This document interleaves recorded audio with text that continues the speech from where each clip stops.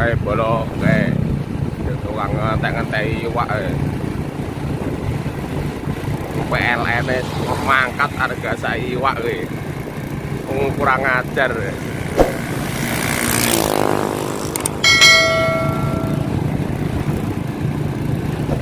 Merusak alam, ekosistem ikan ya ini.